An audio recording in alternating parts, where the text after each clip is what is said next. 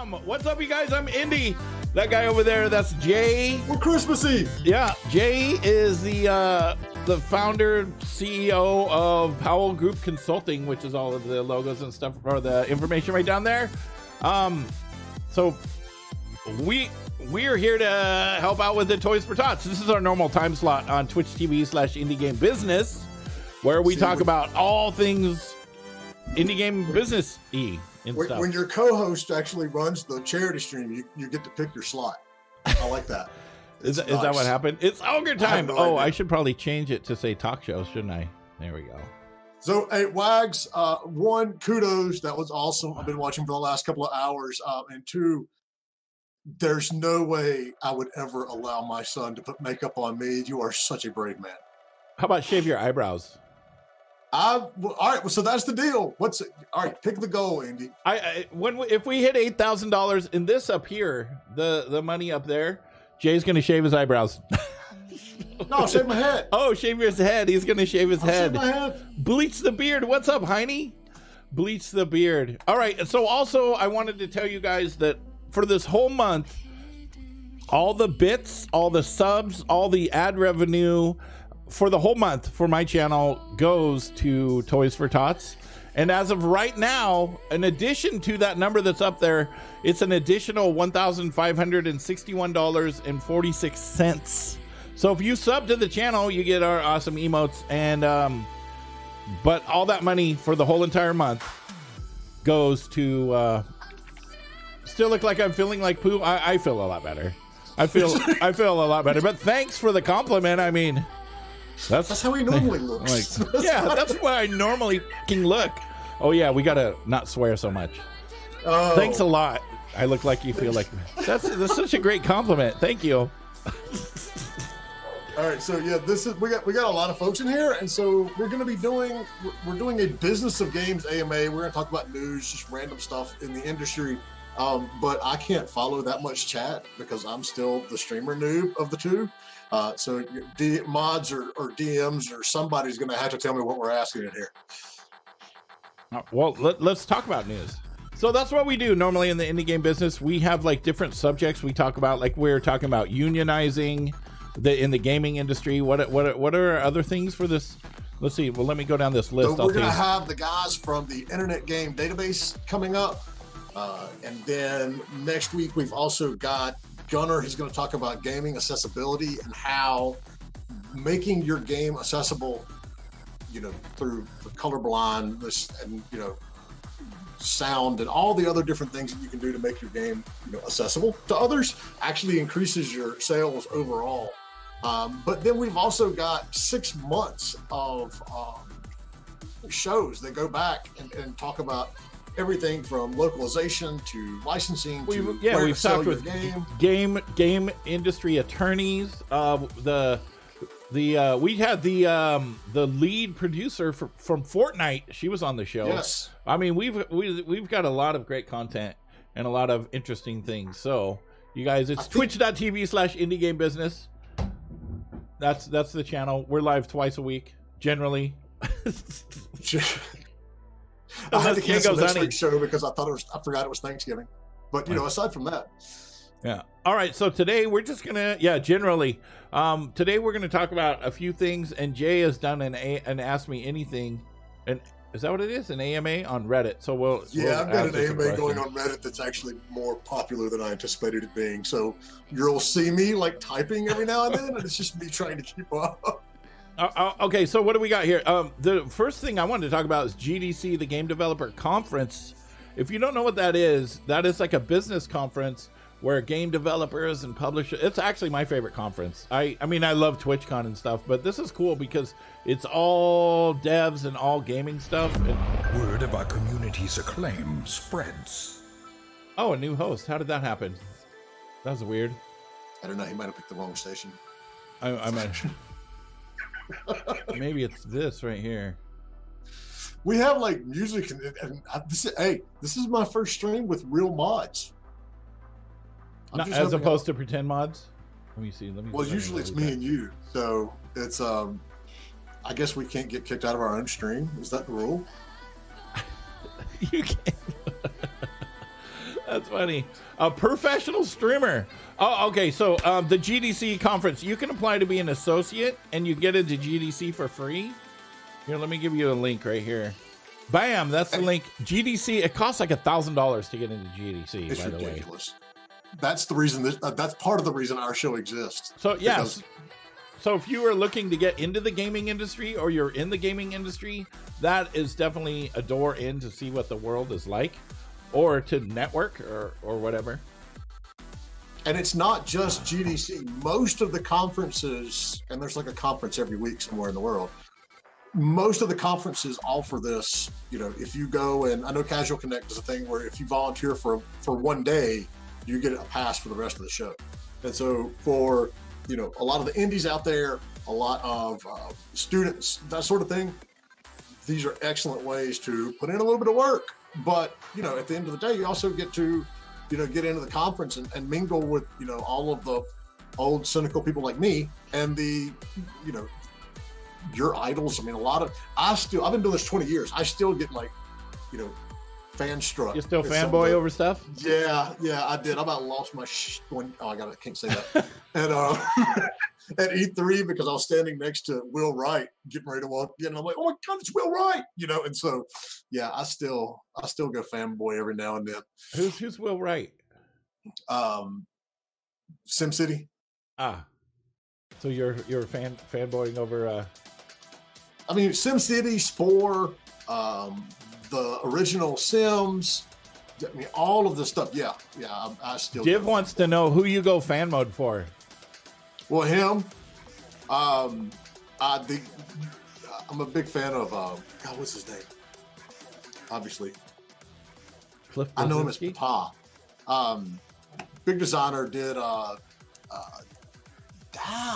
Star Wars Galaxies and a bunch of other. I can see him. Rafe Koster. And I actually stopped Rafe at a show one day, and I was like, look, you may not remember this, but you did this MUD years ago, and I played it all the way through college. And, you know, he instantly was like, oh, yeah, do you remember your character? And I'm like, God, no, dude. It's like, that's been over a decade ago. I'm doing good to remember what I had for breakfast. You know, no, I don't remember what it is. But, you know, it is because as I still, you know, get excited about a lot of the stuff in the industry. And that was one of the questions on Reddit this morning. It's like, how do you keep from getting burned out? And, you know, that's how. You know, this show has actually been fantastic to keep me excited and to keep me going in the industry because I just feed off everybody else. Right. All right. Well, that leads up to, let's see here. Submit your game for the Navigator Awards by Monday. What is the Navigator? Let me put the link in here. So I've been talking to these folks for the last week or so, and what I had heard of them, but I wasn't, you know, overly familiar with them. It's the National Academy of Video Game Trade Reviewers. And so they have like their official awards. And so you need to nominate your game by Monday. And depending on how many nominations they have, they may extend that out to January, but it's not guaranteed. But they also are a part of something called the War of Awards, which is like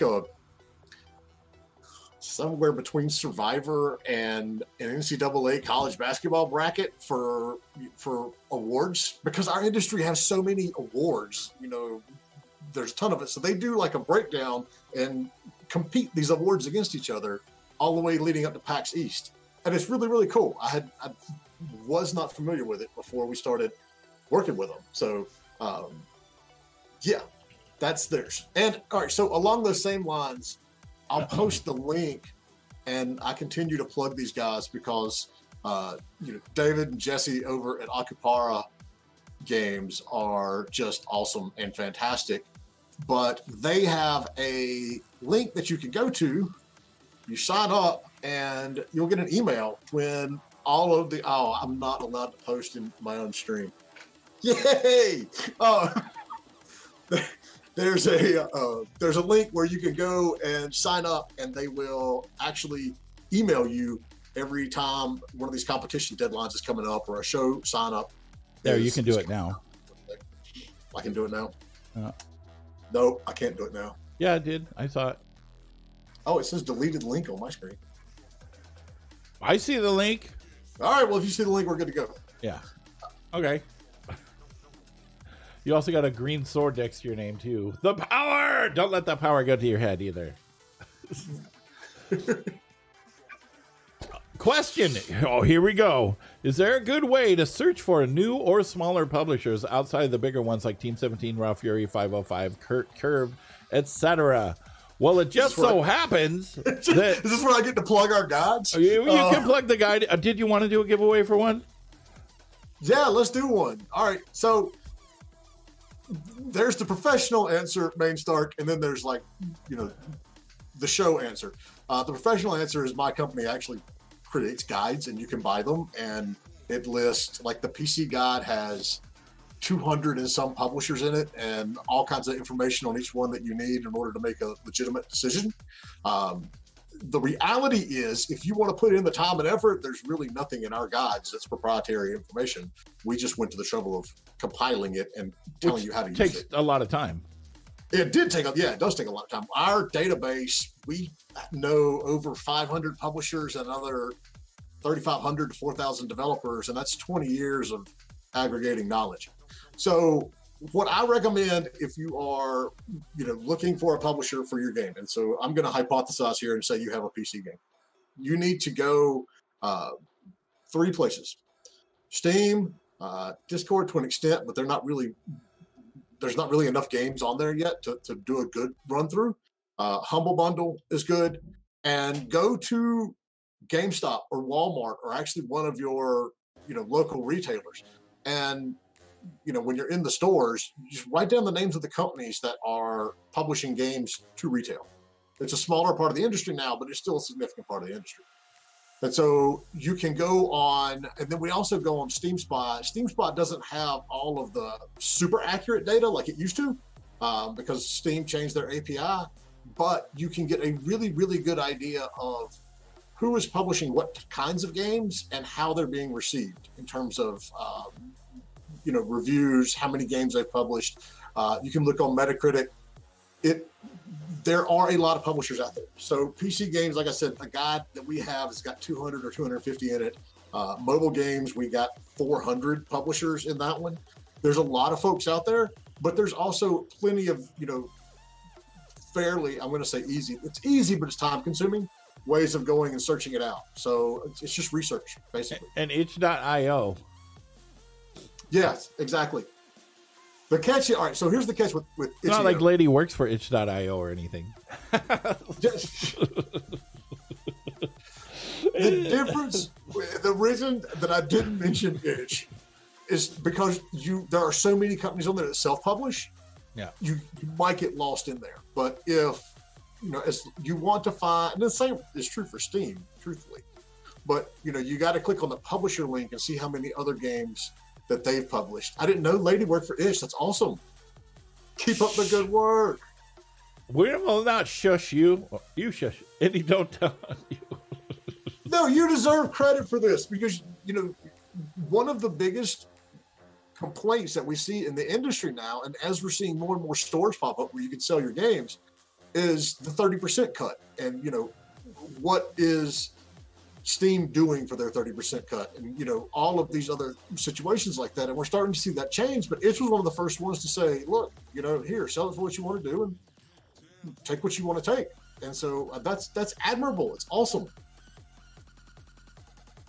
Yeah. So also, anybody have questions for Jay or want to ask stuff? Real talk though, there's no free ticket even if you're on Steam, and you'll still have to work marketing and be on top of social media and outreach.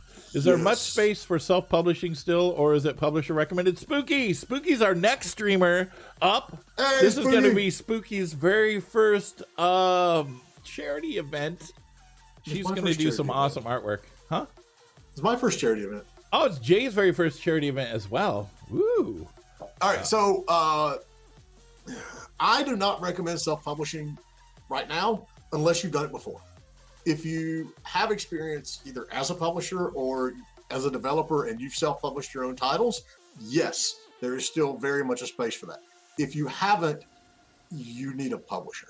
I mean, you need to get a good publisher, but you do need a publisher because there's so much that goes into this stuff now, and with marketing and reaching out to influencers and PR and testing, and I can tell all kinds of horror stories which we did. Yeah, there's so much that goes into self-publishing, and you would have to learn it all and devote all of your time to it. Let's see. Still prefer the physical game copies. Oh, Heine says chances of successfully publishing is very low right now. J-Rab, is there a list that shows PR groups based on their reach and type? Not really. There is a site that it's good timing because we're actually releasing a press release about the show. Maybe today, I don't know. Nicholas is in charge of that, and I'm not.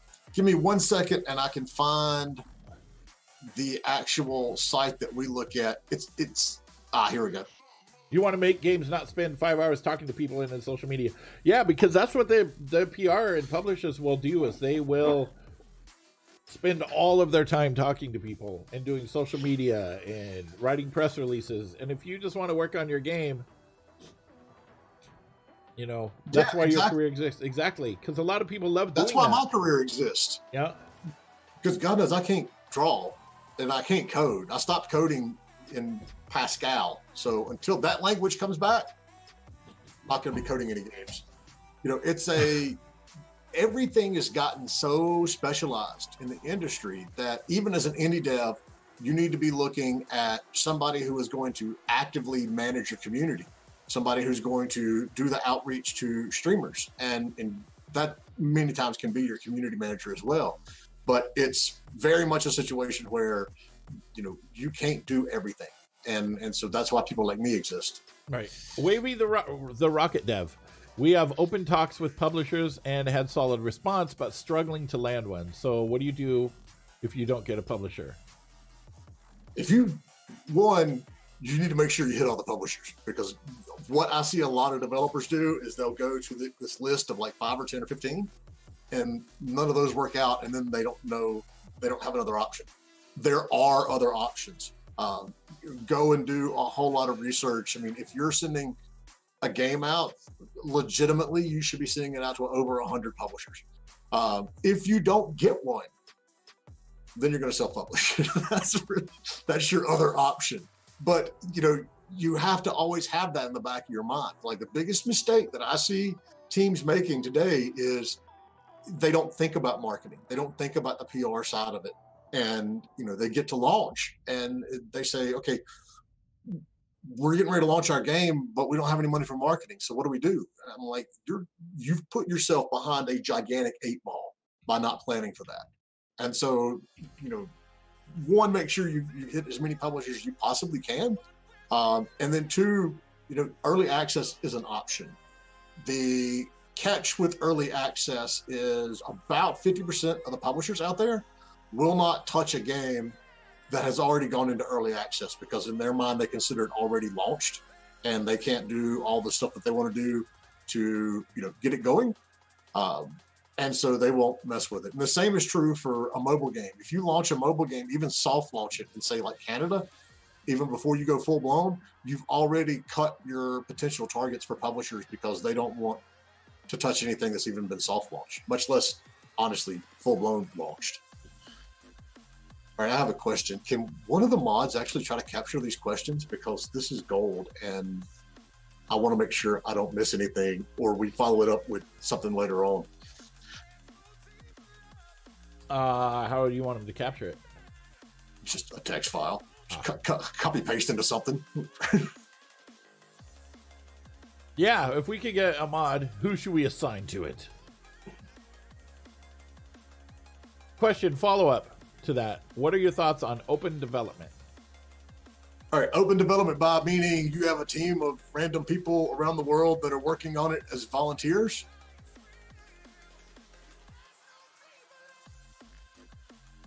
I'm going to assume that is the question. Open development is tricky simply because of the legal ramifications. We had a talk with Tom Biscaglia, who's an industry attorney. Oh, streaming development? Oh, that's a whole nother ball of wax.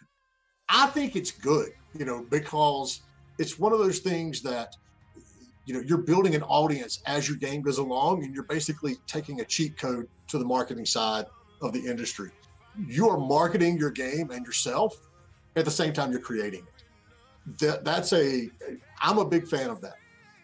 There may be legal ramifications if somebody sees your code, but I don't think so. And I'm not a lawyer, but I think you're fine like that. I love watching some of these teams do it. I don't understand what they're writing on the screen, but you get to see the thought process behind why they're making these decisions. And, you look at some of the game dev streams and they have a lot of followers, and that's just an ingrained audience that you have before you even, get there and launch the game. So I encourage it.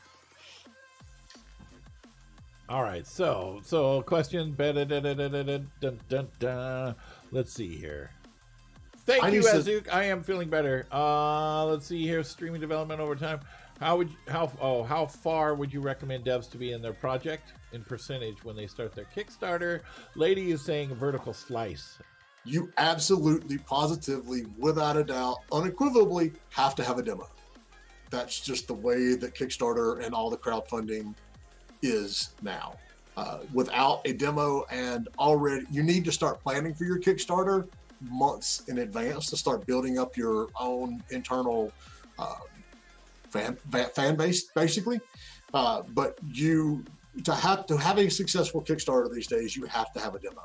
If the fans can't download it and play it, everybody is so jaded from years of Kickstarters that never came to light, that if you don't have something that they can actually see and play for a little bit, you're not going to get funded. Jaded. It's jaded, yeah. Jaded.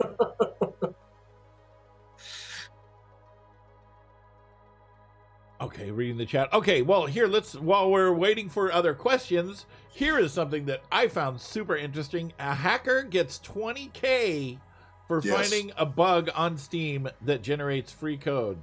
Here's the article right here. This dude figured out how to generate free keys, as many as you want, to any game on Steam, and he turned it into Valve, and they're like, here's 20 grand for you. Which I found... That's using your powers for good, not evil. I just want to know how you dive into Steam's code to figure out how you can generate random keys. But, it's awesome. And, he got 20 grand from Valve for doing that. But I wonder how many hours of work. All right, so we got a couple of questions. Why do mobile games have such a hard time? Is it because gamers don't trust mobile games to be good? I would say that there is a bajillion games being developed, and there's only a couple of platforms to play them on, your mobile devices. And I've played some really, really, really good mobile games that are like on par with older PC games. 600 apps released every day. I mean, look at what happened at BlizzCon. I mean, now you have Fortnite on mobile. I mean, you know what I mean? The reason that indie gamers in particular have such a hard time, and a lot of games have a hard time on mobile, is because we had that whole rush to the bottom years ago, and so everything has to be freemium. And the only way you even get noticed as a freemium game is unless you're dropping hundreds of thousands, if not millions of dollars into user acquisition every week. And companies that can't do that, you're not even going to hit the top 500. And so you get back to the discoverability problem where no one ever sees you. And if no one ever sees you, then the 0.2% of, or not 0.2, but 2% of people who download your game that actually you monetize, you're not going to have enough to hit a base of users there. So it's partly because there are so many games out there, but then, in addition to that, it costs so much money to market a freemium game that it's, I cannot with any amount of sincerity look at an indie team and say, you need to be making a freemium mobile game because you're just wasting money. Okay, question from J-Rab. With Kickstarter being so popular, and how's it going, dude? It was good to see you again. TwitchCon, with Kickstarter being so popular, is it worth it anymore to seek typical funding from investors? If you've got the access and the know-how to seek typical funding from investors, yes, you should do it. Kickstarter is not what it used to be. I mean, there are still games that are getting funded on Kickstarter, but it's nowhere like it was 3-4 years ago. So, you know, if you've got enough of a game and enough of a experienced folks on your team to be able to swing a Kickstarter, you should probably be able to swing regular funding from investors too. The catch is, at least here in the US, you typically have to be out there on the West Coast. It's very hard to get investment on my side of the country. But then depending on where you are in the world, if you're in Canada, UK, Heine, correct me, the Netherlands may have something like this. A lot of government grants are out there. I know Canada is just rife with them.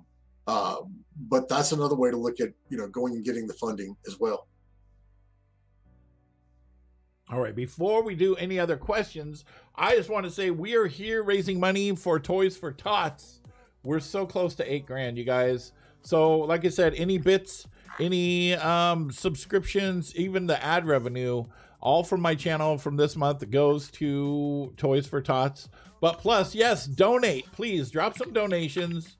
Jay said that he would shave his head if we hit 8,000 during the stream. And we've only got 30 minutes left, but I would really like to see, you know, some $5, some $10, some $1 donations. And if you can't donate, it's all for, it goes directly to Toys for Tots. And if you can't donate, please just, you know, share this on social media. I think we have a click to tweet.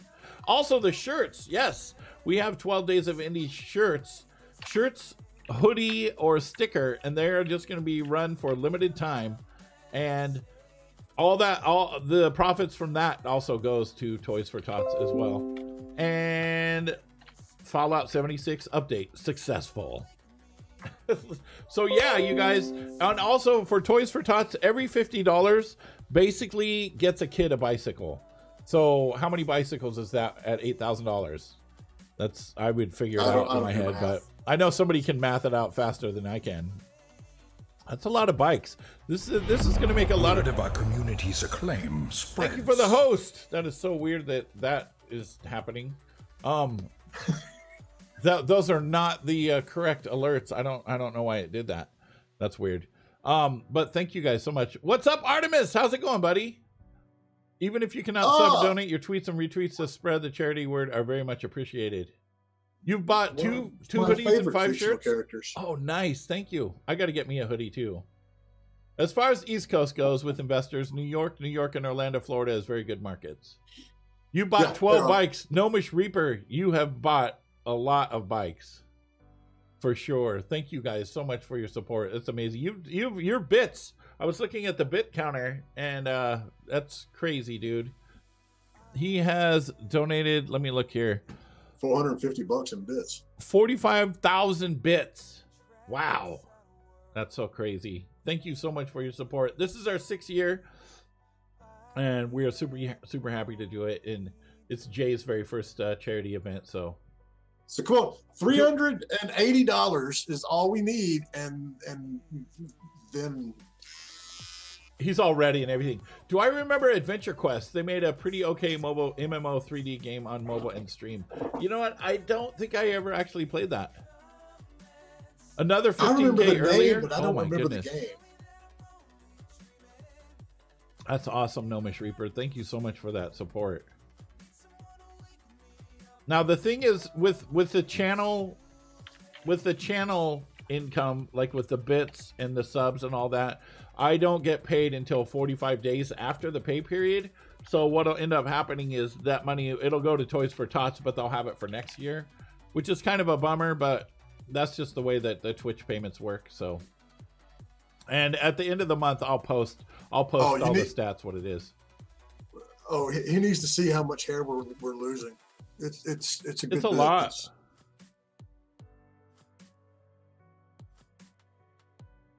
You hire someone in those areas to reach out to investors for you. That's actually a good idea, because then they know the area, they know the people. Yeah. So Wolf, it's not a minor amount of hair that I'm losing. And I've already warned my wife. I was like, I may be bald. I think you should just do it into a mohawk. No, I can't do it into a mohawk. Yeah, do it into a mohawk and then leave it like that for the rest of until the 18th. You're just gonna wear a beanie the whole time, anyways. Well, it's 32 degrees outside. We have a snowstorm coming tonight. Mohawk and do it blue. All right, Div, here's the deal. If we get $380 donated and make that little magic number in the top go to 8,000, then you can pick. I'll either shave it or I'll do it in a mohawk. A reverse mohawk. That's where you just shave it right down the middle. Leave all your hair. Well, no, it's not 32 Celsius. I'm in the U.S. and we don't, we refuse to learn anything other than our own numbers. So, yeah, Wags lost a lot of his hair, his arm hair, leg and chest and beard and eyebrows. Oh my goodness. Yeah, but you're insane, Wags.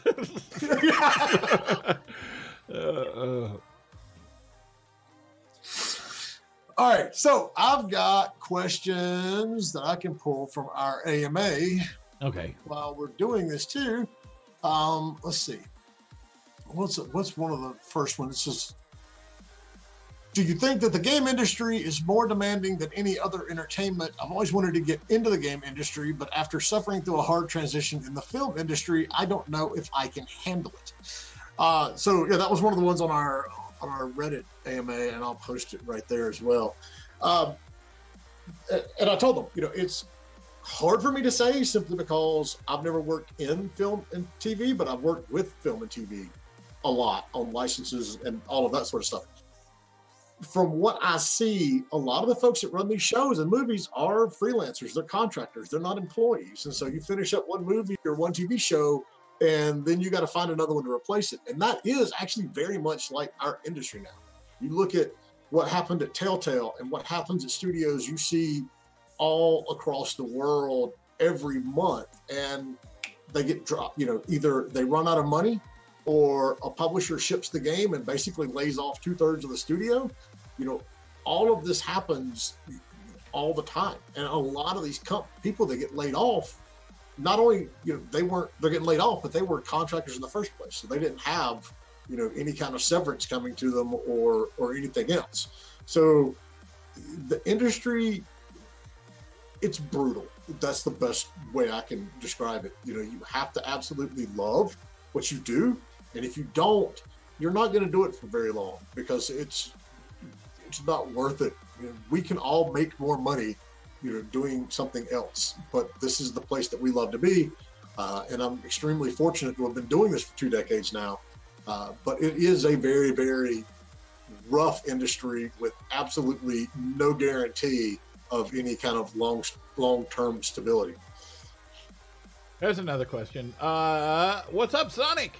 Do you think we are in an eSports bubble, and do you expect it to pop or have a downturn? Not in the next year. I think it's going to get bigger. I mean, so a lot of people don't realize esports is not a new thing. 15 years ago, we were doing work with esports players in Korea who were famous for playing StarCraft. We had a client creating an RTS at E3 one year, and as part of their marketing or what was going to make them stand out, they actually hired 2 esports players from Korea who were like, StarCraft champions. We go to E3, and the minute the, Asian press in general sees these 2, they went nuts. It was like walking Michael Jordan into a kid's basketball camp. They just got completely swamped. Esports has been around for a long time. Europe and the US are just now realizing it and getting into it.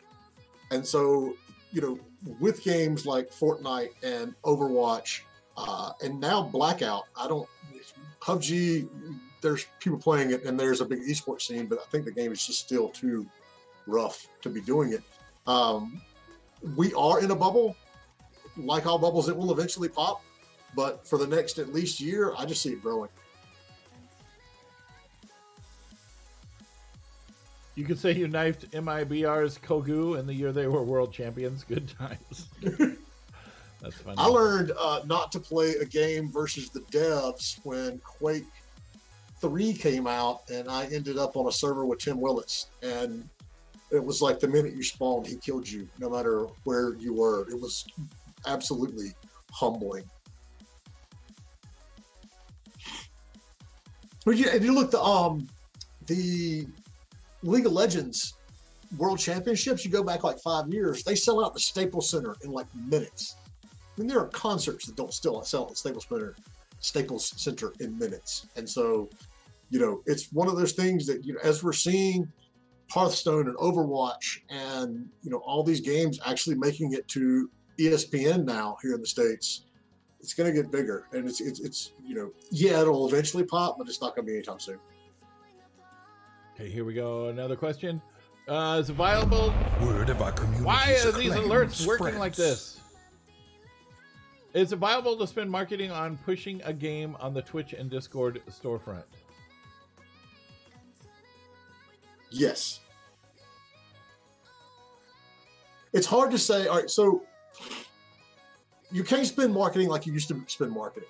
But we used to spend money on things called MDF, and I don't even remember what MDF stands for anymore. Word But of it our was basically community's to tax acclaim price. spreads. You know, that's how things got to the right store shelf and the right eye placement in Word of our you know, community's acclaim Walmart, Best Buy, and spreads. GameStop. If you remember 10, 15 years ago, you go in GameStop and they had one section of the wall that was like the top 10 games right now. And you look, and number 1 through 5 weren't even released yet. So it's like, how the hell is this a top selling game and it's not even out? This is because those publishers have paid for that spot.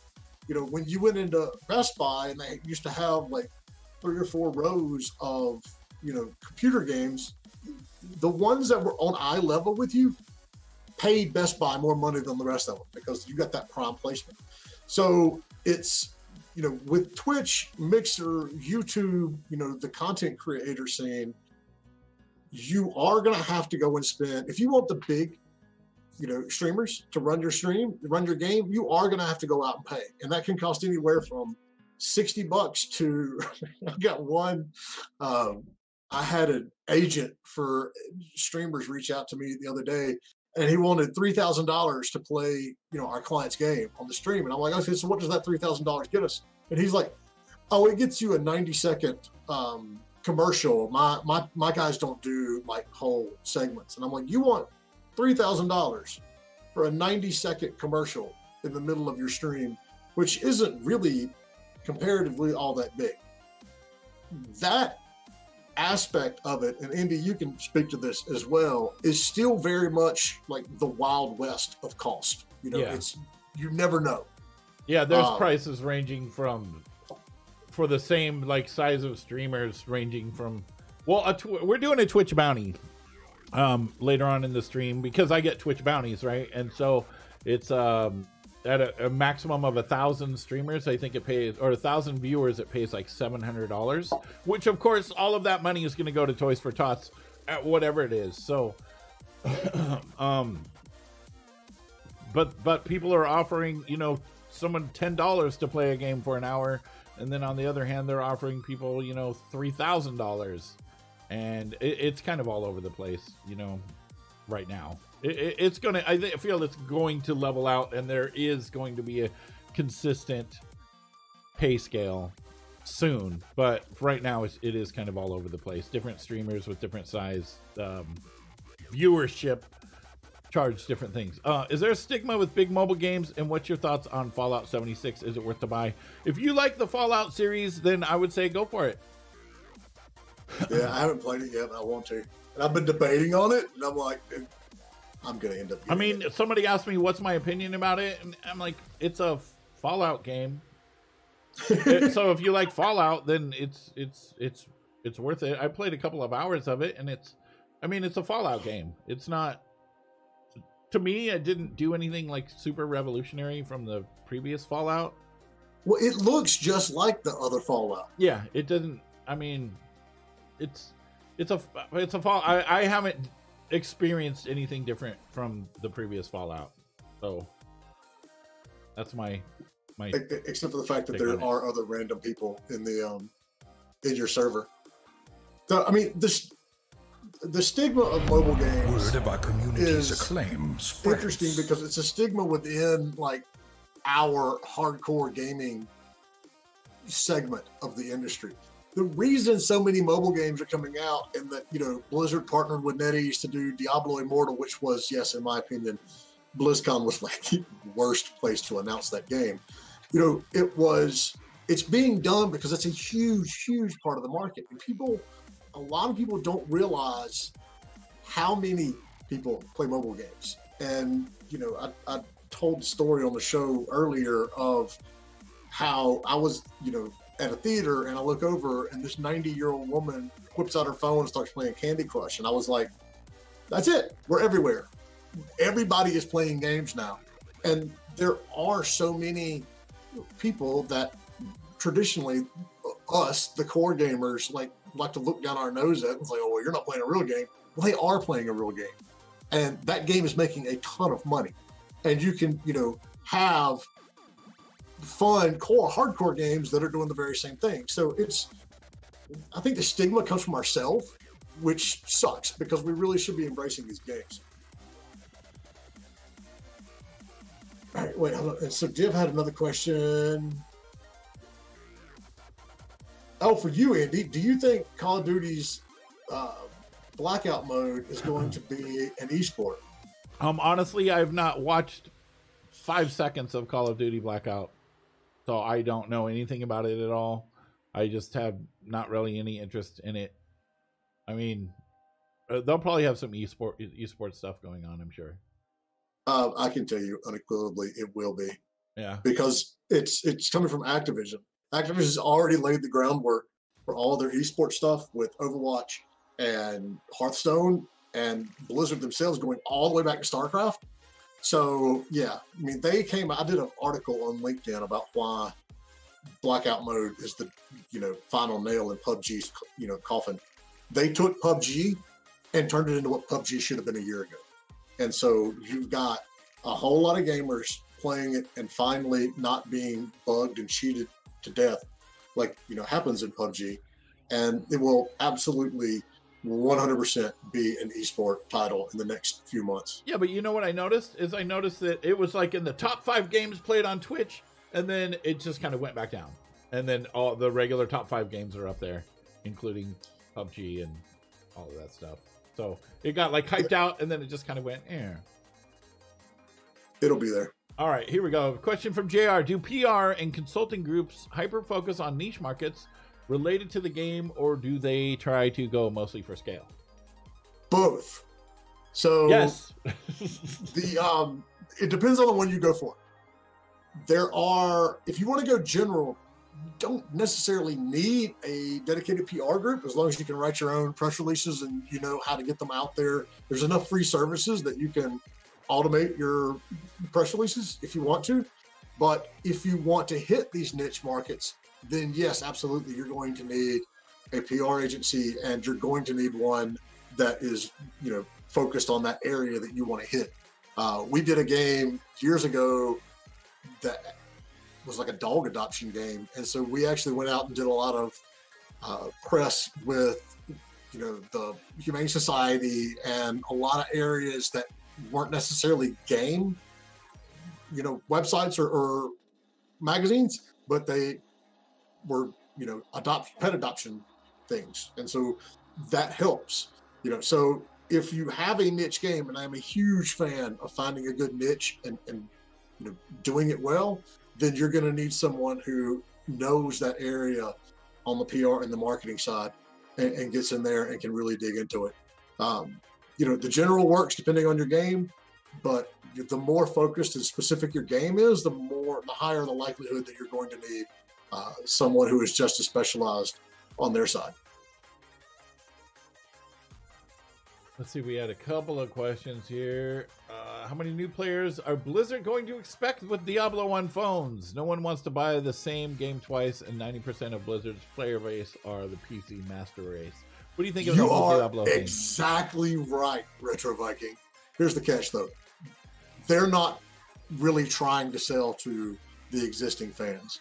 They're going to use some of the existing fans that do get the game to increase the hype for it. But by going to mobile with a dedicated mobile game, they're actually trying to bring in new fans that have never played, Diablo.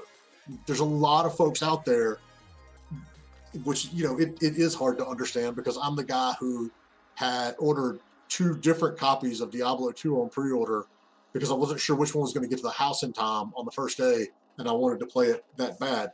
So, there are a lot of true Blizzard fans out there, very dedicated Diablo fans, but that's not necessarily who this game is for. So, They're trying to all the people that are pissed off that they made a mobile game, those aren't even the target audience.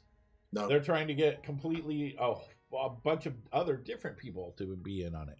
That actually makes sense. That's why I completely agree that BlizzCon, horrible time to announce that game. Those fans weren't there, and they sure as weren't waiting for a Diablo mobile announcement. They wanted Diablo 4. And so that's the reason you saw so much backlash.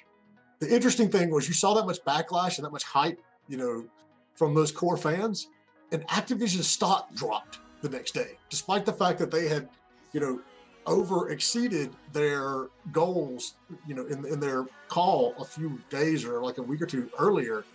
Their stock dropped after that. And I'm like, this is crazy. They're going to get, those people back. They just chose a horrible time to make that announcement.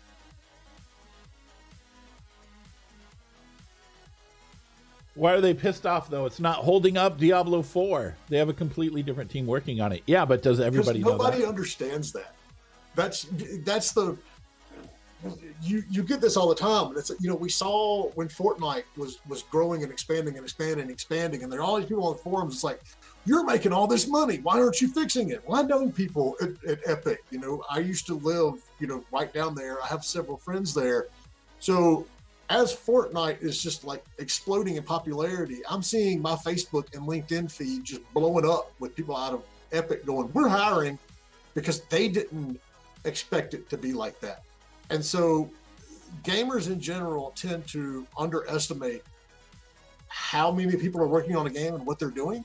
And, they look at Blizzard and they're like, in their head, there's just like this Diablo group. And you can't be making Diablo 4 if you're making a Diablo mobile game, or you're adding new content to Diablo 3, but that's not the reality. NetEase is taking all of, the development load for Diablo Immortal. There are people at Blizzard who are working on it, but they're working on it in terms of, executive producing and monitoring the lore and all of this high-end stuff, not necessarily in their coding.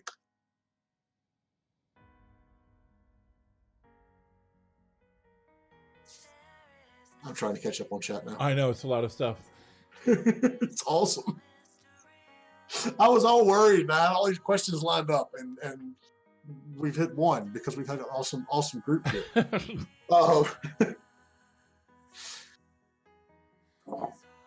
What we got coming up next? They introduced the Chinese team working on Diablo Immortal at BlizzCon. Interesting. Wagzall says, to be 100% honest, I don't think Diablo 3 was as great as the hype made it. When I think of Diablo, I remember Diablo 1 and Diablo 2 being the best, hands down.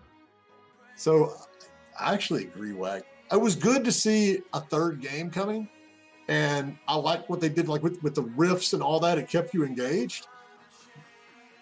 But at the end of the day, it was prettier than Diablo 2. But that was really about it. Nothing really changed. And, that, on one hand, is part of the beauty of Diablo. You know what you're getting when you get into it. But, I didn't look at it and go, oh, my God, this is groundbreaking. But to each their own. Bart, what's up, buddy? How's it going? They can count to 3. All right, so while we're getting another one, while we're digging out another question, I'll go into my little pile over here. Question is, do you ever see generic sports games like Bases Loaded coming back?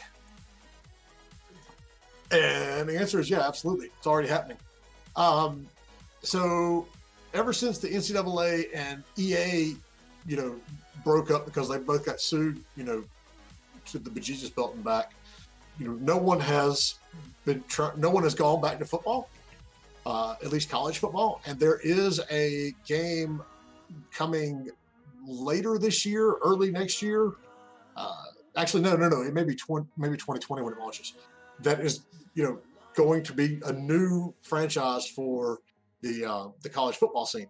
And then on the baseball side, there was a game released earlier this year called Super Mega Baseball 2.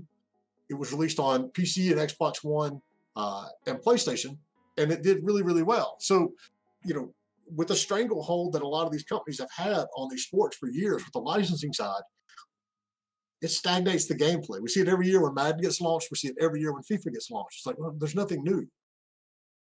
That's where these other teams have to come in. And having the license for the players is still big, but I also think that, there's a lot of room for other games. I mean, look at, Mutant League Football that Wags was playing for the last couple of hours. That game is phenomenal, and so it doesn't have the actual players or the actual, teams and stuff in it, but it doesn't matter. The gameplay is good.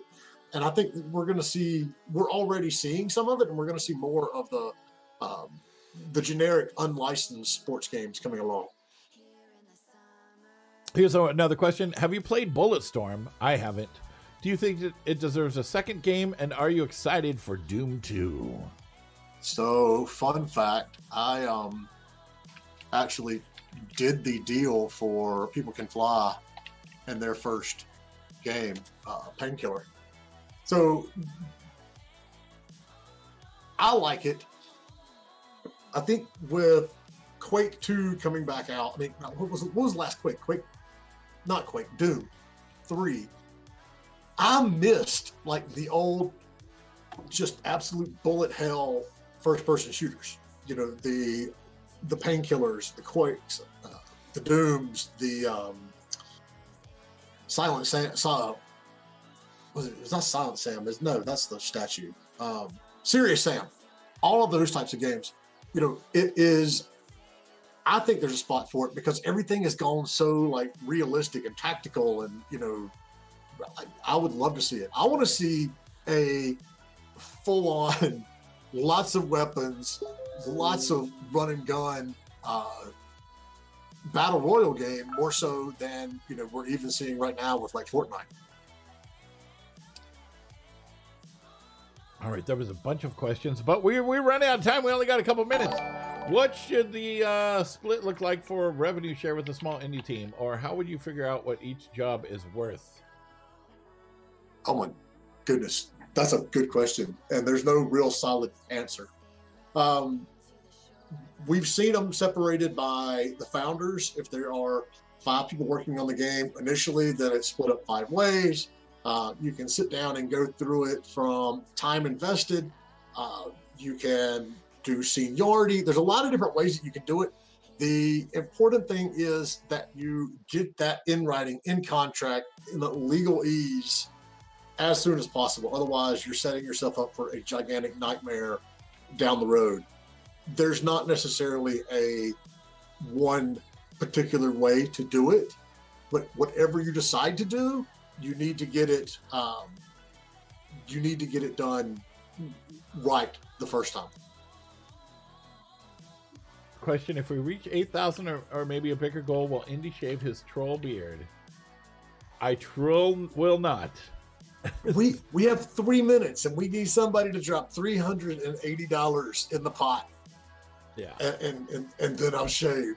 So we gotta hurry. I will do you a Chewbacca dancing. Oh.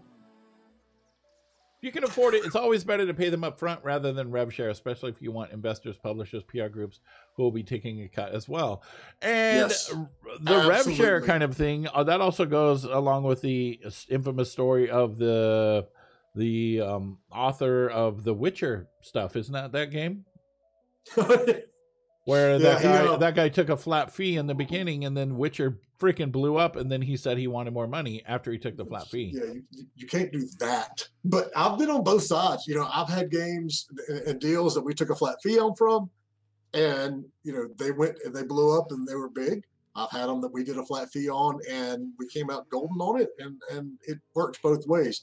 It's all, and that's true for licenses, for contractors, for whatever. If you can afford to pay people up front and make it legally binding, it's always better than to pay a rev share on the back end. But you can't always do that. But if you can do that, that's what I highly recommend doing. No. Well, we have 1 minute left, and Spooky Spoon is coming up next. So thank you guys. Please donate. She's got some great incentives. I think she's going to do some artwork for you guys. So anything else that you want to add, Jay? No, thank you all for hanging out. Come see us like on the real show. You know. Thank you for the sub, Beth. The shout out. And we have these every week. You know, so if you want to learn more about the business side of this game, whether it's, you know, distribution and licensing or marketing, that sort of stuff, check us out. Thank you, and donate. Div wants to know when you're playing the forest. We want to do a co-op. I'm not playing the forest, Div. You're not going to play the forest? No. Naked cannibal women? Come on. Wow. No, you've been trying to get me to do that for months. Yeah, okay. So, yeah, this show we air twice, Wednesday and Friday. At this exact time on twitch.tv/indiegamebusiness. If someone wants to do a shout indie game business, we'd appreciate it. So if you're a game dev, you're interested in game dev, or just want to hear stuff about the industry, blam, make sure and do it. Thank you guys so much. Let's get some donations everybody going for Spooky. Spooky, I hope you're ready, because we are getting out of here. My wicked queen. Forest is awesome and even more in VR. I'm going to have to try that. All right, bye, everybody.